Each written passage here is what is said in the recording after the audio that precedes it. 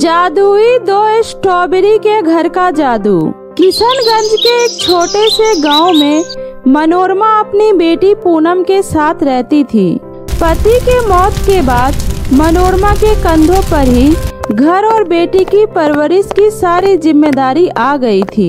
घर चलाने के लिए मनोरमा ने घर पर ही सिलाई का काम करना शुरू किया, लेकिन गांव में उसे सिलाई के बहुत कम ही पैसे मिलते थे। पूनम अभी स्कूल में पढ़ रही थी।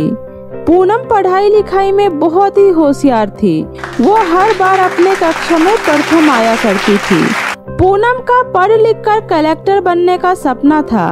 एक दिन मनोरमा सिलाई कर रही थी, तभी पूनम आती है और अपनी माँ से बोलती है, माँ वो टीचर फीस के लिए बोल रही थी, 2 महीने से ज्यादा हो गए और इस बार आपने अभी तक फीस नहीं दिए। वो कह रहे थे इस बार अगर फीस नहीं दिया तो मेरा नाम स्कूल से काट देंगे।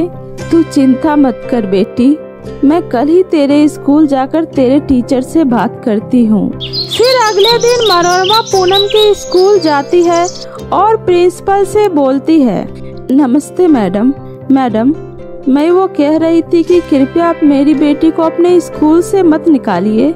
मेरी बेटी को पढ़ने का बहुत ही शौक है और देखिएगा एक दिन वो पढ़ लिख कर इस स्कूल के साथ साथ पूरे गांव का नाम रोशन करेगी। Please madam. वो सब तो ठीक है मनोरमा जी, लेकिन घोड़े और घास की कभी दोस्ती हुई है? अगर घोड़ा घास खाना ही बंद कर देगा तो वो भूखा नहीं मर जाएगा। आप समझ रही है ना मैं क्या कहना चाह रही हूँ? मैडम मेरा यकीन करिए, मेरे पास जैसे ही पैसे होंगे मैं सबसे पहले आपके सारे पैसे चुका दूंगी। मेरा भरोसा कीजिए, मेरी बच्ची के भविष्य का सवाल है, मैं उसे पढ़ाना चाहती हूँ मैडम।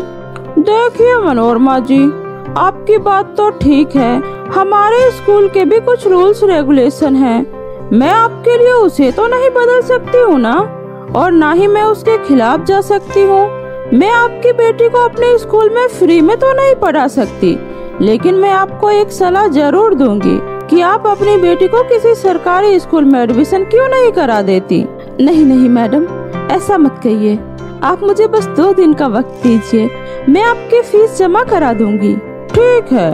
इतना बोलकर मनोरमा तो घर आ जाती है, लेकिन उसे समझ नहीं आ रहा होता है कि आखिर वो अपनी बेटी का फीस कैसे भरे। तभी उसकी नजर उसकी सिलाई मशीन पर जाती है।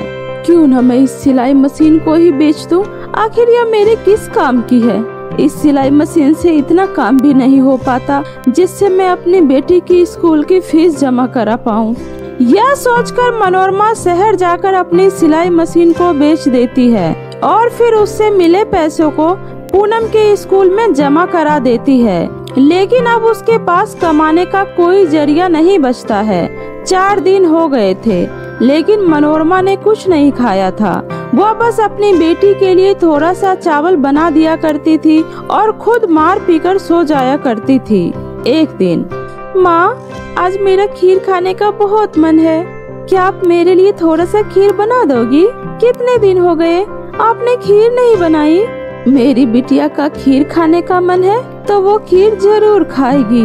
मनोरमा काम की तलाश में पूरे दिन इधर उधर भटकती है, लेकिन उसे कहीं काम नहीं मिलता है। तभी उसकी नजर बाजार में स्ट्रॉबेरी बेच रही एक औरत पर जाती है, जो स्ट्रॉबेरी बेच रही होती है। अगर ये औरत होकर यहाँ बाजार में स्ट्रॉबेरी बेच सकती है तो मैं क्यों नहीं? मेरे पास तो जमीन भी है, फिर क्यों ना मैं उसमें स्ट्रॉबेरी लगाकर शहर में स्ट्रॉबेरी बेचूं? यह सोचकर मनोरमा कुछ स्ट्रॉबेरी के बीज लाकर अपने खेतों में छिड़क देती है और उसकी खूब अच्छे से देखभाल करती है।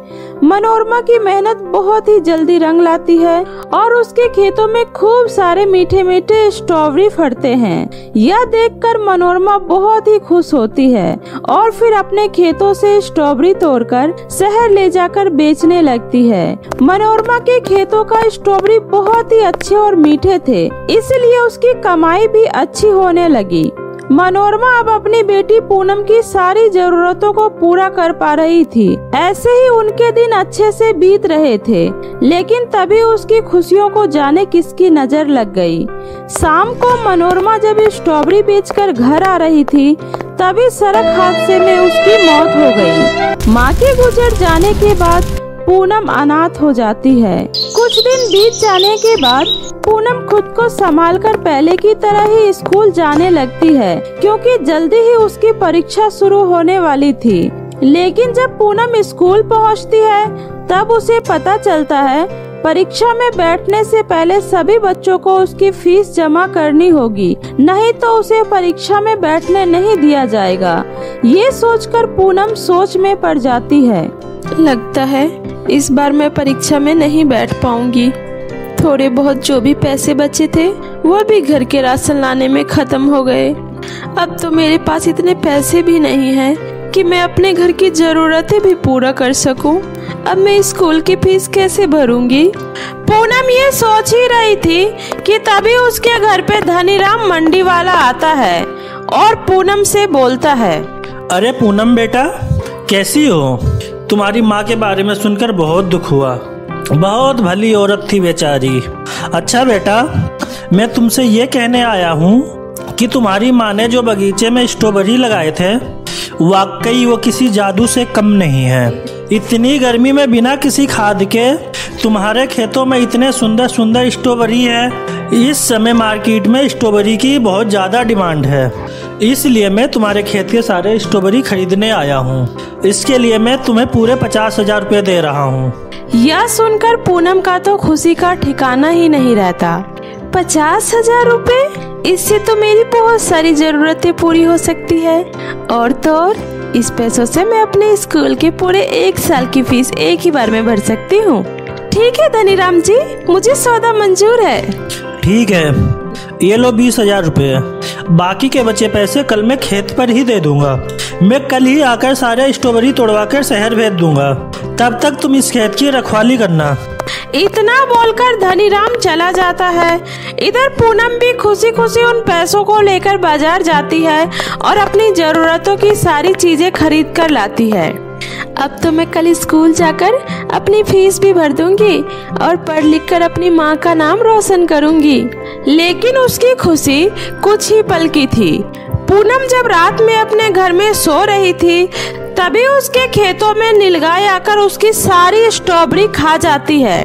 इधर इन सब बातों से अनजान पूनम स्कूल जाकर अपनी सारी फीस जमा कर देती है।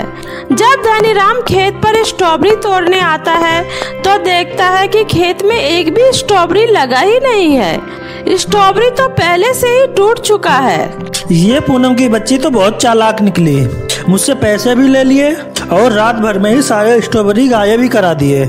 मैं उसे नहीं छोड़ूंगा। इतना बोलकर वह गुस्से से पूनम के घर आया। पूनम, तुमने सारे स्ट्रॉबेरी रातों रात किसे बेच दिए? ये आप कैसी बात कर रहे हैं सेठ जी? कल आपने ही तो मेरे बगीचे के सारे स्ट्रॉबेरी का सौदा किया था। भला मैं किसी और को क्यों बेचूंगी? वाह, पढ़ लिख लेने का यही फायदा होता है। बड़ी आसानी से तुम किसी को बेवकूफ बना सकती हो, लेकिन मैं बेवकूफ नहीं हूँ। चल जल्दी से मेरे पैसे दे। अगर तुझे किसी और को ही फल बेचना था तो तुमने मुझसे पैसे क्यों लिए? देखिए सेठ जी, ये आप क्या बोल रहे हैं? मुझे कुछ भी समझ में नहीं आ रहा। मैंने आपके अलावा किसी को भी स्ट्रॉबेरी नहीं बेचे।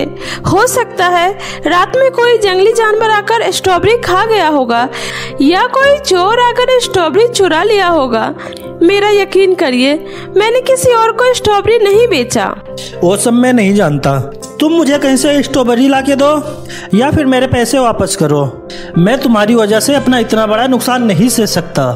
अगर मुझे पैसे नहीं मिले तो मैं तुझे पुलिस में दे दूंगा, समझी? मैं तुझे 2 दिन का समय दे रहा हूँ। या तो मुझे स्ट्रॉबेरी ला के दो या फिर मेरे पैसे वापस करो। पूनम यह सब सुनकर बहुत ही ज्यादा घबरा जाती है। उसे समझ ही नहीं आ रहा था कि आखिर इतने सारे पैसे वो कहां से लेकर आए। उसके पास तो खाने के लिए भी पैसे नहीं थे। वह सेठ के पैसे कहां से देती?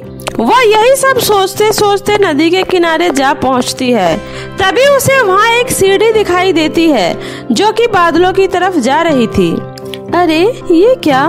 कल तक तो यहाँ कोई सीढ़ियाँ ही नहीं थी। आज अचानक यहाँ पर ये सीढ़ियाँ कहाँ से आ गई? एक बार इन सीढ़ियों पर चढ़कर देखती हूँ कि आखिर ये सीढ़ियाँ कहाँ जा रही है। चढ़ते चढ़ते कुछ ही देर में वो बादलों में पहुंच गई, जहां उसे 2 स्ट्रॉबेरी का खूबसूरत घर दिखाई देता है, जिसे देखकर वो चौंक जाती है। तभी पहले स्ट्रॉबेरी घर में से आवाज आती है, पूनम, तुम बिल्कुल सही जगह आई हो। अगर तुम मेरे स्ट्रॉबेरी के घर में प्रवेश करोगी तो तुम्हें बहुत सारे धन दौलत मिलेंगे, इतना धन कि तुम्हें जिंदगी में कभी कमाने की कोई आवश्यकता नहीं पड़ेगी। लेकिन उसके लिए तुम्हें सदा के लिए मेरे घर में रहना होगा। इतने में ही दूसरे स्ट्रॉबेरी के घर में से आवाज आती है, पूनम, तुम्हें मेरे घर में उतना ही मिलेगा जितना कि तुम्हें जरूरत है, और तुम यहाँ से उन पैसों को लेकर अपने घर भी जा सकती हो। अब बताओ पूनम, तुम कौन से स्ट्रॉबेरी के घर में जाना चाहोगी? पूनम ने कुछ देर सोचकर उन दोनों जादुई स्ट्रॉबेरी के घर से कहा, हे जादुई स्ट्रॉबेरी के घर, मुझे ज्यादा कुछ नहीं चाहिए, ना ही मुझे धन दौलत चाहिए। मेरी माँ ने मुझे हमेशा ही सिखाया है, इंसान को मेहनत करते रहना चाहिए, कभी लालच नहीं करना चाहिए। इसलिए मुझे जितनी जरूरत है उतना ही चाहिए, उससे ज्यादा नहीं। इसलिए मैं दूसरे जादुई स्ट्रॉबेरी के घर की बात मानकर उनके घर में जाना चाहती हूँ। उसके बाद पूनम जैसे ही दूसरे स्ट्रॉबेरी के घर के अंदर प्रवेश करती है, उसे उस घर के अंदर ढेर सारा रुपया, सोना, चांदी और ढेर सारे हीरे जवाहरात दिखाई देते हैं। यह सब देखकर पूनम हैरानी से बोली, हे जादुई स्ट्रॉबेरी के घर, आपने तो कहा था इस घर में ज्यादा कुछ नहीं है, लेकिन यहाँ तो ढेर सारा सोना चांदी है। पूनम, मुझे पता है कि तुम बहुत परेशान हो, इसलिए मैंने तुम्हारे लिए वो जादुई सीढ़ियाँ बनाई। मैं तो सिर्फ तुम्हारी परीक्षा ले रही थी कि कहीं तुम कोई लालची लड़की तो नहीं, लेकिन तुम मेरी परीक्षा में सफल हुई। तुम पैसों की वजह से इतनी परेशान थी, लेकिन उसके बावजूद भी तुम उस पहले वाले स्ट्रॉबेरी के घर की बात ना मानकर मेरी बात मानी। मैं तुमसे बहुत खुश हूँ, इसलिए तुम्हें जो भी कुछ चाहिए यहाँ से अपने साथ ले जा सकती हो। जादुई स्ट्रॉबेरी के घर की बात सुनकर पूनम बहुत ही खुश होती है और फिर जादुई स्ट्रॉबेरी के घर का धन्यवाद कर वहाँ से ढेर सारे सोने चांदी लेकर खुशी खुशी अपने घर आ जाती है। और घर आने के बाद वह सबसे पहले 50,000 रुपए धनीराम मंडी वाले को देती है और उसके बाद बहुत ही मन लगाकर पढ़ाई करती है और जल्दी ही वह एक बहुत बड़ी कलेक्टर बनकर अपने गाँव और देश की सेवा करती है। सूरजपुर गांव में कंचन नाम की एक लड़की रहती थी। उसके माँ बाबा नहीं थे, पर उसकी एक छोटी बहन थी रिंकी, जिसकी जिम्मेदारी भी कंचन के ऊपर ही थी। कंचन ज्यादा पढ़ी लिखी नहीं थी, इसलिए उसे कहीं काम नहीं मिलता है। बड़ी मुश्किल से उसे गांव के सेठानी के घर झाड़ू पोछे का काम मिल जाता है और उसी से किसी तरह से कंचन अपना और अपनी बहन का पेट पाल रही होती है।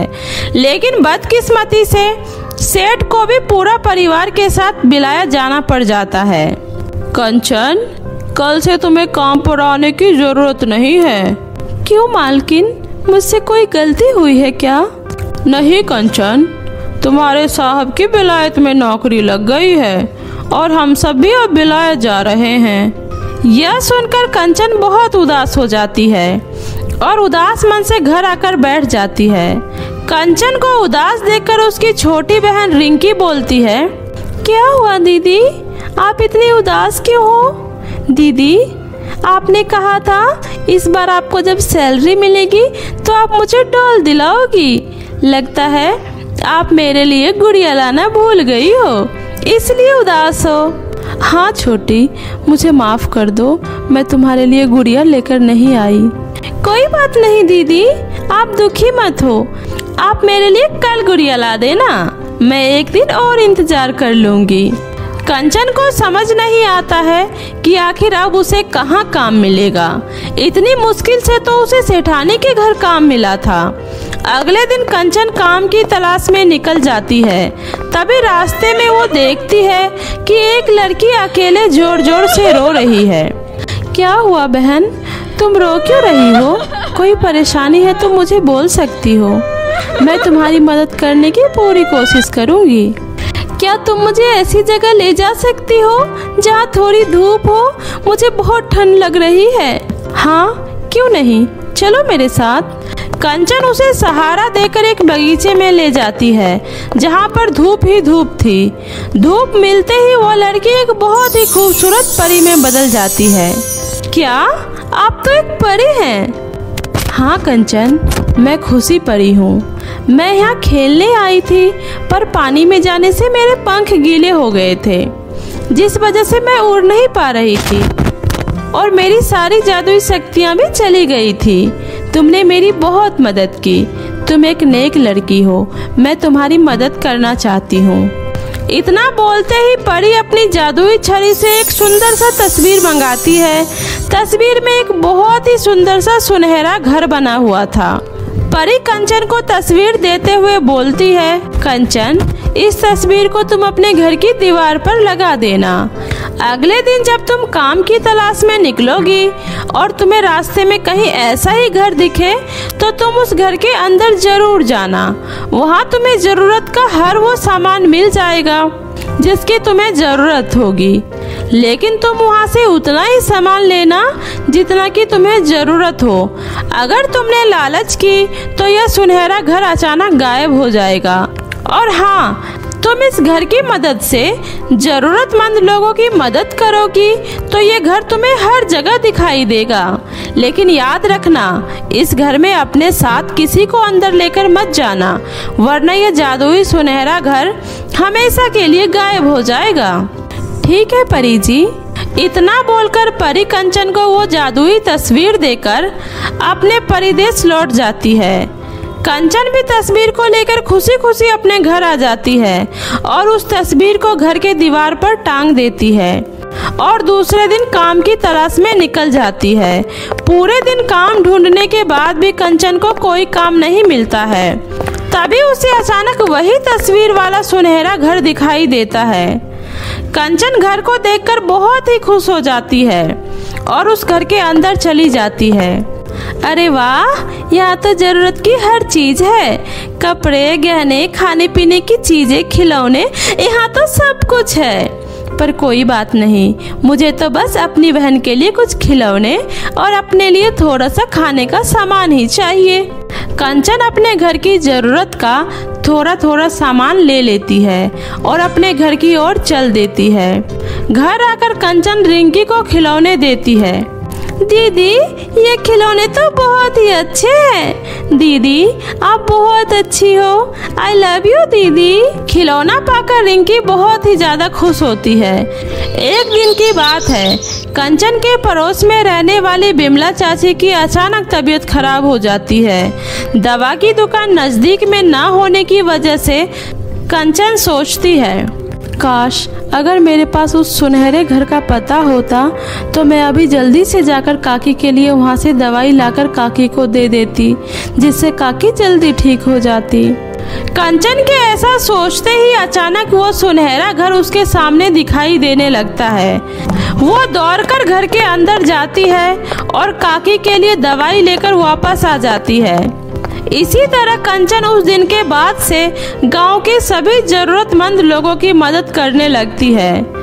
उसे जब भी कोई मुसीबत में दिखता, वह उसके लिए उस जादुई सुनहरे घर से सामान लाकर दे देती। इधर कंचन को लोगों की इस तरह से मदद करता देख उसकी सहेली मोना सोचती है, ये कंचन तो कोई काम भी नहीं करती, फिर ये लोगों की इतनी मदद कैसे कर रही है? आखिर इसके पास इतने पैसे और सामान कहाँ से आ गए? मुझे पता करना पड़ेगा। ये सोचकर मोना उसका पीछा करती है। उसका पीछा करते करते मोना देखती है कि कंचन एक घर के अंदर जाती है और वहाँ से बहुत सारी चीजें लेकर बाहर आ जाती है। अच्छा, तो ये बात है। कंचन ये सब इस जादुई सुनहरे घर के जादू से लेकर आती है। आज आने दो इस कंचन की बच्ची को। मैं भी आज उसके पीछे उस घर के अंदर जाकर देखूं तो आखिर ऐसा कौन सा जादू हो रहा है उस घर के अंदर। अगले दिन मोना चुपके से कंचन का पीछा करते हुए उस जादुई सुनहरे घर के अंदर घुस जाती है। घर के अंदर जरूरत की इतनी सारी चीजों को देखकर मोना बहुत ही खुश हो जाती है। इधर इन सब चीजों से बेखबर कंचन जैसे ही घर से अपने जरूरत की चीजों को उठाती है, उसके हाथ लगाते ही चीजें गायब होने लगती है। आखिर ये क्या हो रहा है? ये चीजें अचानक कैसे गायब हो रही है? कंचन समझ जाती है कि उसके साथ कोई दूसरा भी उस जादुई सुनहरे घर में घुस आया है। वह जैसे ही पीछे पलटती है तो पीछे उसकी सहेली मोना खड़ी होती है। और ये क्या? अचानक से वो जादुई सुनहरा घर पूरी तरह से गायब हो जाता है और दोनों एक खुले मैदान में खड़े हुए मिलते हैं। मोना, तुम अंदर कैसे आई? अरे, आने से पहले एक बार मुझसे पूछ लेती। तुम्हें कुछ चाहिए था तो मुझसे मांग लेती। इस तरह मेरे पीछे पीछे इस जादुई सुनहरे घर के अंदर आने की क्या जरूरत थी? अब देखो, तुम्हारी वजह से ये जादुई सुनहरा घर गायब हो गया। अब मैं लोगों की मदद कैसे करूंगी? कंचन, लेकिन ये घर गायब क्यों हो गया? यह एक जादुई घर था जिसमें सिर्फ मैं ही जा सकती थी और मैं ही उसके घर के अंदर से जरूरत का सामान ला सकती थी। पर तुमने ये क्या कर दिया मोना? तुम्हारी वजह से जादुई घर गायब हो गया। मुझे माफ कर दो मेरी बहन, मुझे ये बात नहीं पता था कि मेरे इस घर के अंदर आने से ये घर गायब हो जाएगा। घर के गायब हो जाने से कंचन बहुत ही परेशान हो जाती है और वो मन ही मन भगवान से प्रार्थना करने लगती है। तभी वो परी आसमान से उतरकर एक बार फिर आती है और कंचन से कहती है, कंचन, मैं तुम्हारे काम से बहुत खुश थी, पर तुम्हारे इस दोस्त के आने से यह जादुई सुनहरा घर गायब हो गया। पर कोई बात नहीं कंचन, अब तुम्हें इस घर की कोई ज़रूरत नहीं है। तुम अब इतनी संपन्न और मेहनती हो चुकी हो और तुम्हारे अंदर इतनी दया की भावना भर चुकी है कि अब तुम्हें कहीं भी कोई भी बड़ी आसानी से काम दे देगा। आखिर तुमने इतने लोगों की मदद जो की है। आप सही कह रही हो जादुई परी, अब मुझे इस जादुई सुनहरे घर की कोई आवश्यकता नहीं है। अब तो मेरे साथ मेरा पूरा गांव है। ठीक है कंचन, हमेशा खुश रहो और खूब मेहनत करो। इतना बोलकर वो परी वापस से अपने परीलोक में चली जाती है। मुझे माफ कर दो कंचन, मुझसे बहुत बड़ी भूल हो गई। हमें किसी से बिना पूछे उसके काम में दखल नहीं देना चाहिए और हमेशा दूसरों की मदद करनी चाहिए और अपने आप पे ही भरोसा रखना चाहिए। आज मेरी वजह से यह जादुई सुनहरा घर हमेशा के लिए गायब हो गया। तुमने बिल्कुल सही कहा मेरी बहन, हमें खुद पर भरोसा रखना चाहिए। यह जादुई सुनहरा घर गायब हो गया तो कोई बात नहीं, हमें हमेशा मेहनत करके आगे बढ़ते रहना चाहिए। तो मेरे प्यारे दोस्तों, कैसी लगी आपको मेरी ये कहानी? मुझे कमेंट करके ज़रूर बताएं। कहानी अच्छी लगी हो तो इसे अपने दोस्तों के साथ भी शेयर करें। और हाँ दोस्तों, अगर आपने अब तक मेरे चैनल जादुई टीवी को सब्सक्राइब नहीं किया है तो प्लीज़ जल्दी से नीचे लाल बटन दबाकर अभी सब्सक्राइब कर ले। तो मिलती हूँ ऐसे ही फिर किसी नई जादुई कहानी के साथ। तब तक अपना ध्यान रखें। बाय बाय दोस्तों।